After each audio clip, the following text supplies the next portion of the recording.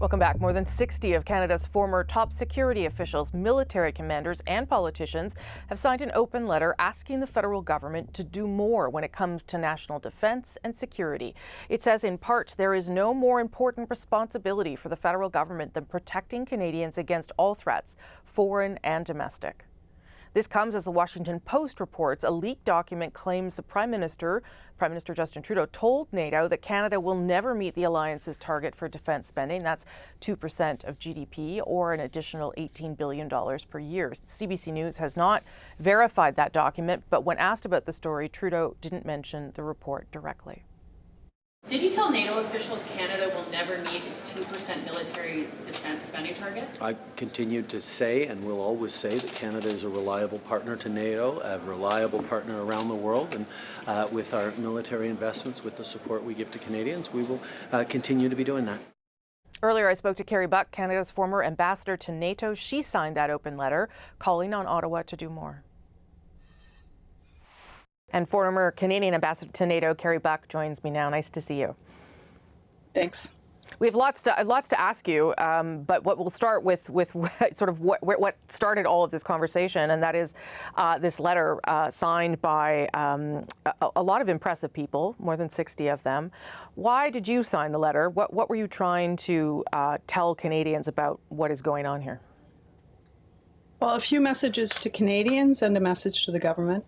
Message to Canadians is that the world is a more dangerous place now, and that Canada hasn't kept up over time, that we've been complacent, excuse me, that we've been complacent, that we've perhaps expected too much the U.S. to be our security umbrella and not done enough on our own. And the message to the government is you need to invest more. You need to invest more money, and you need to invest more capabilities and more in the people in the Canadian Armed Forces for Canada to keep up with its allies in NATO, and NATO's important to us. So the other part of this developed during the week after the letter was released via the Washington Post, who obtained one of these leaked documents, these top secret documents, a Pentagon document, that claims that the Prime Minister told NATO that Canada will never meet its defense spending target of 2%. What is your reaction to that? I mean, I think lots of people ask the question whether we'll ever meet it. I'm not sure I know of a moment when a government official has admitted that it won't happen. Well, I had two reactions to it.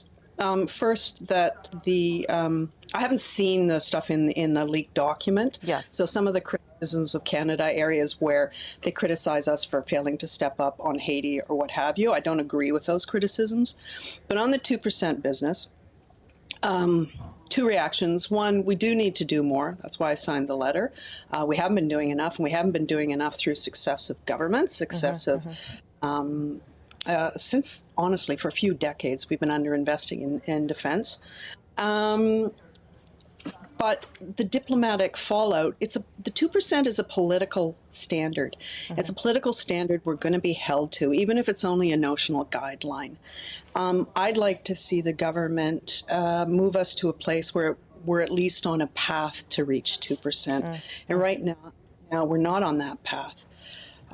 So, the frankness of his message to NATO, if indeed that's true, I'm not surprised. We've been very far away from 2% since it was set, and we're falling farther away from 2%. Yeah, I think it's the PBO, though, that calculated what it would be to get Canada up to that. And it's something like $70 to $75 billion. That seems like a lot. Yeah. And I think there would be Canadians who would question whether that is too much to be spending on defense. What do you say about, how you would sell that giant amount of money to Canadians as needed? Well, it's funny. NATO did a poll in 2022, and they asked NATO citizens around the alliance what their views were on defense spending, and 77% of Canadians said they wanted to see either more defense spending or at least stay where it is now, and only 10% wanted less defense spending. So I think what Canadians want, there's a bit more of an opening to more defense spending. Second, the government does have to make some tough choices. We're coming out of a pandemic. There are economic issues and vulnerabilities that they have to invest in. The health transfer is huge. So yeah, it's a lot of money on defense. But spending more on defense, I think, is still feasible.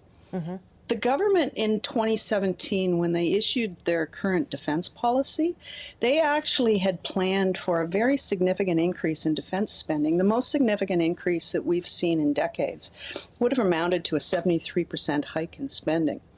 The problem is that D&D hasn't been able to deliver on that spending. They don't have enough people, and our procurement system is not as fast or as effective as it needs to be. Are you concerned that with the war in Ukraine, where Canada is making some big commitments and big donations, increased aggression from China, all these sort of geopolitical tensions in the world, are you concerned that Canada is not prepared for what could come because of these realities? Is that what you're saying? Absolutely.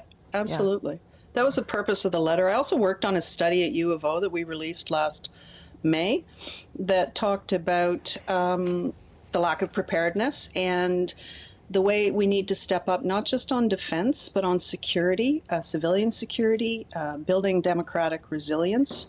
We're more vulnerable to foreign interference and to foreign disinformation campaigns. We're starting to wake up to that. But we need a whole of Canada alarm bells.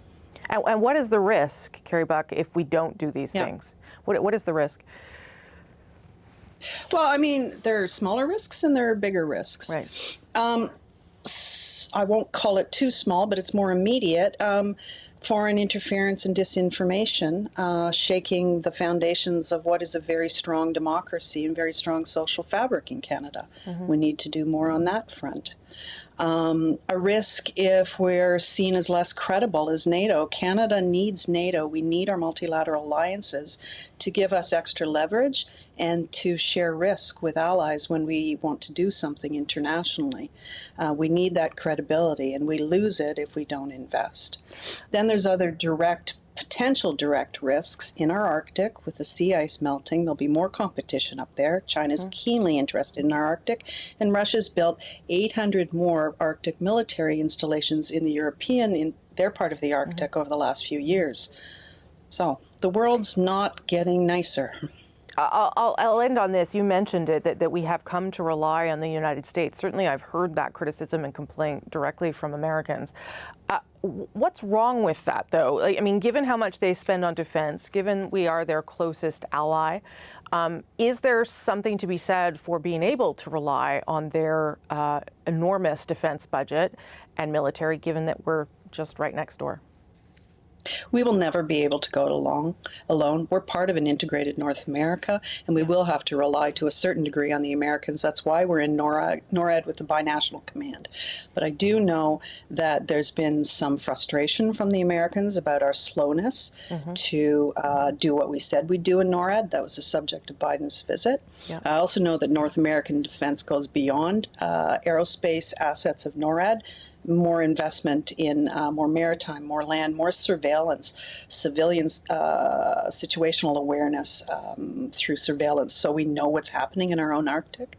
But we also need to build closer ties with others. The U.S. has a history of isolationism, and I would not want to have to rely 110% on them stepping up for something that's in our interest. Kerry Buck, nice of you to make the time really interesting. I appreciate it. Thanks very much.